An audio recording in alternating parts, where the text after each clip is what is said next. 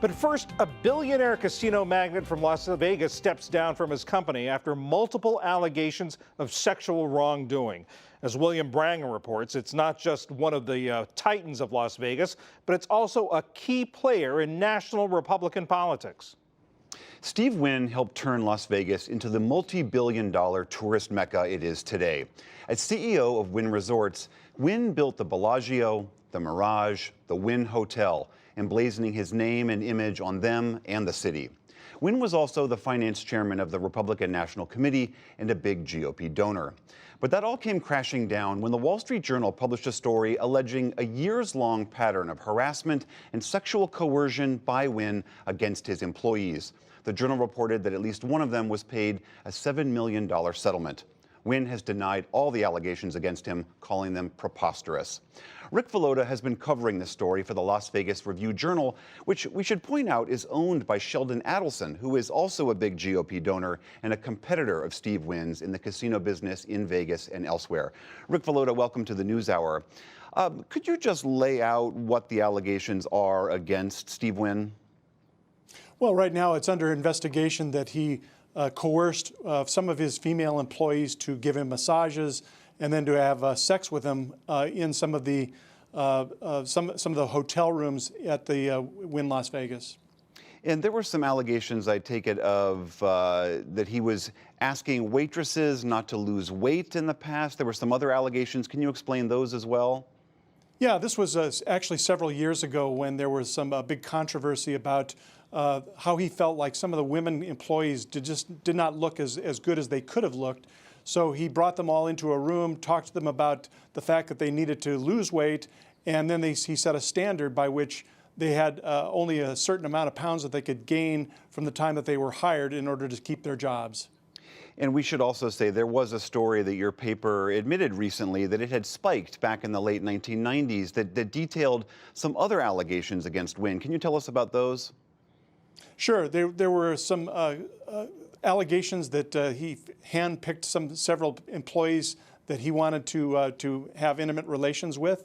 One of those was a grandmother, and one of the things that he said was he wanted to have a grandmother because he didn't know, he wanted to see what it felt like. Again, we should reiterate that Steve Wynn has said, flatly denies all of these allegations, past and present. Exactly. For those of us who are not that familiar with him, can you tell us a little bit about Steve Wynn and his stature and role in Las Vegas? Steve Wynn is considered to be the mover and shaker of the community. Over a period of time from the late 80s to the early 2000s, Las Vegas was going through a metamorphosis, and he was leading the way with every property that he built. You mentioned the Mirage, where a volcano erupts every 15 minutes. You mentioned the Bellagio, where dancing waters are in a lake in front of the building. All these things were attracting people from all across the country, and the thing was that you wanted to see these things. You wanted to come to Las Vegas just to check them out. And so people would come here. So he's considered kind of a hero in terms of building the community that has drawn so many visitors. We're now up to 43 million a year. With cases like Harvey Weinstein, once the allegations came out, everybody in Hollywood said, yeah, we had known about this for a long period of time. Was there a sense that there were rumors about Steve Wynn? I mean, did this come as a bolt out of the blue? No, it wasn't a bolt out of the blue, because I think that the same types of allegations were being discussed across Las Vegas in many ways. But Mr. Wynn is also a very powerful individual, held on to the fact that you could be fired by him if you didn't comply with what he wanted. There are a lot of people who feared for their jobs. So therefore, it was one of those things where this just kept going on, and we have documentation that it happened up to 3 decades ago. As I mentioned before, he was the finance chair of the GOP, of the Republican National Committee, and a big donor. Do you have any sense, I know there have been a lot of calls that the members of the GOP return money that he helped raise for the party. Do you have any sense of what this scandal might do to his stature within the party? Well, it's kind of hard to tell, because that was one of the first things he did was resign that Republican position.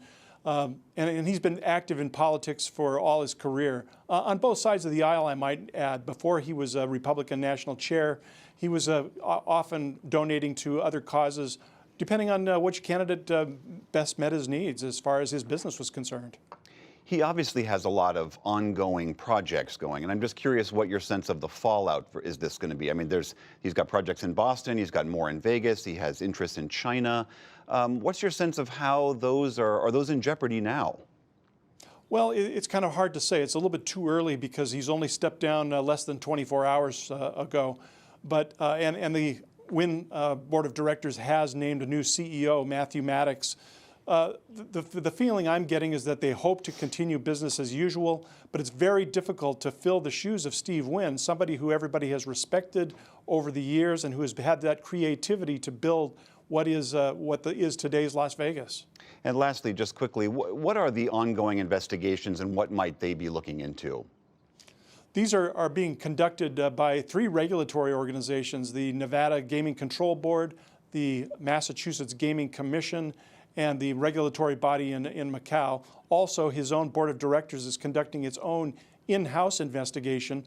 What they want to do is find out exactly what happened, if if there were some breakdowns within the company in terms of reporting to HR, some of these things that were going on. And it's possible that the regulators, the gaming regulators, could penalize Mr. Wynn even more. They could revoke his license. They could fine the company a large sum of money, like 7 figures. All right, Rick Valoda of the Las Vegas Review-Journal. Thanks very much. Thanks for having me.